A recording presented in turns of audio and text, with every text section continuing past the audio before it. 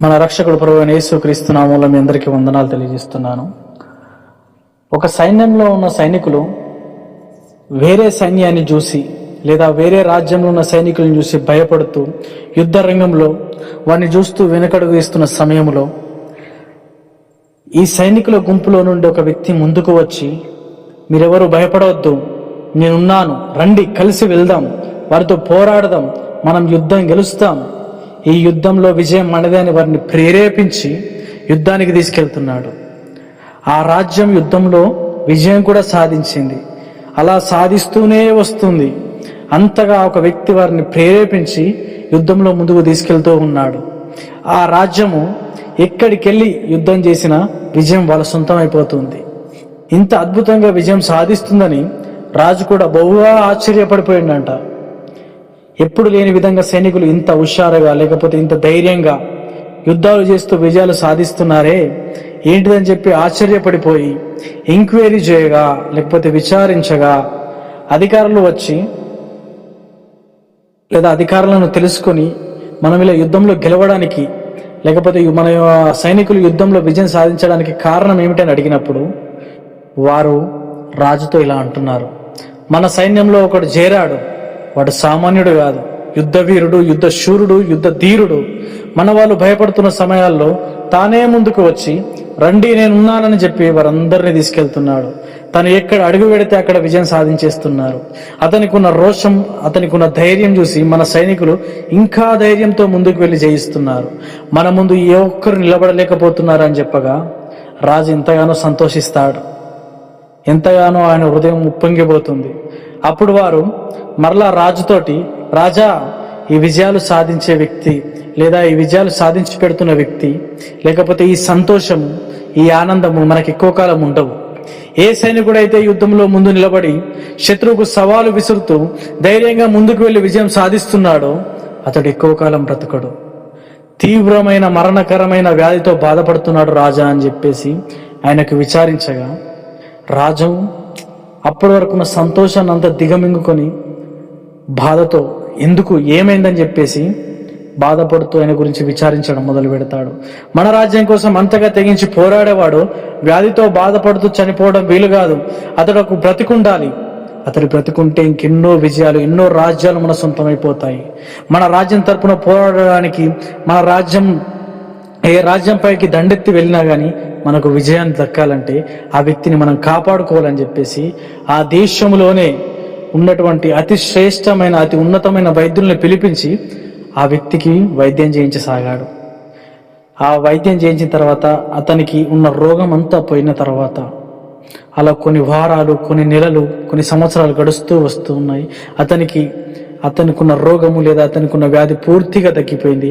అతడు ఇప్పుడు పూర్తిగా ఆరోగ్యాన్ని పొందుకున్నాడు.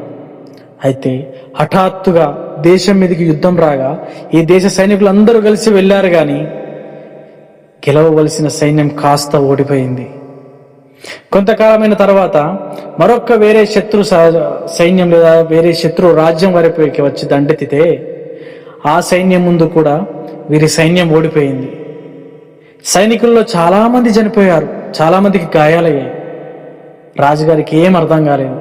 ఏమిటి, మన సైన్యం ఎంతో ధైర్యంగా ముందుకు వెళ్ళి ఎన్నో విజయాలు సాధించేది కదా, ఇప్పుడేంటి ఇలా ఓటమి పాలవుతుంది? అసలు మన యుద్ధ వీరుడు ఎక్కడున్నాడు? దేశాన్ని కాపాడాల్సిన వాడు ఏం చేస్తున్నాడని వివరించగా లేకపోతే అతని గురించి ఎంక్వైరీ చేయగా తెలిసింది ఏంటంటే, అయ్యా, మీరు ఏ వ్యక్తికైతే వైద్యం చేయించి బాగు చేయించారో ఆ వ్యక్తి ఇప్పుడు ఇంట్లో చాలా చక్కగా టైంపాస్ చేస్తున్నాడు, భార్యతో కాపురం చేస్తూ బిడ్డల్ని పెంచుకుంటూ వారితో కాలక్షేపం చేస్తున్నాడు అని బదులిచ్చాడు. రాజుకి ఎంతో ఆవేదన చూడండి. ఆ ఆవేదనతో అదేమిటి, దేశం కోసం పోరాడతానే కదా, లేకపోతే దేశం కోసం పోరాడతాడనే విషయాన్ని తెలుసుకునే కదా అతనికి మనం వైద్యం చేయించింది. నేను అతనికి అంత ఖరీదైన వైద్యం చేయించి ప్రాణాలు కాపాడితే అతని కుటుంబంతో, అతని పిల్లలతో లేకపోతే రాజ్యం ఆపదలో ఉన్నప్పుడు కాలక్షేపం చేస్తాడేంటి అని చెప్పేసి అడగగా అప్పుడు ఎవరైతే వ్యక్తి ఆయన దగ్గరికి వెళ్ళి అడిగారో ఆ వ్యక్తి రాజుగారి సైనికుడితో ఇలా బదిలిచ్చాడంట. అప్పుడు ఏదో రోగం ఉంది కనుక ఎప్పుడు చనిపోతుందో నాకు తెలియదు కాబట్టి అదేదో రోగం వచ్చి చనిపోవడం కంటే యుద్ధ రంగంలో సైనికుడి వలె దేశం కోసం చనిపోతే నాకేదైనా పేరన్న వస్తుందనే ఆశతో నేను అక్కడ యుద్ధంలో పాల్గొన్నాను అని సమాధానం ఇచ్చాడంట. నేను రోగంతో ఎందుకు చావాలి? నేను ఎందుకు ప్రాణాలు తెగించి దేశాన్ని కాపాడుకోవాలి? నాకు భార్య బిడ్డలు ఉన్నారు కదా, వీళ్ళని చూసుకోవాల్సిన బాధ్యత నాదే కదా అని ఇప్పుడు అంటున్నాడు. రోగంతో ఉన్నప్పుడు ఏమైపోయినా పర్లేదని పోరాడిన వ్యక్తి రోగం తక్కువైన తర్వాత, వ్యాధి తక్కువైన తర్వాత నాకు భార్య బిడ్డలు ఉన్నారే, నాకు బాధ్యతలు ఉన్నాయే అని గుర్తు చేసుకుంటూ ఉన్నాడు. ఆయన కరాఖండిగా చెప్తున్నాడంట, ఇక నుండి నేను యుద్ధంలోనికి రానే రాను. ఇప్పుడు రాజు అతను చూసి ఏమంటాడు ఒకసారి ఊహించుకోండి.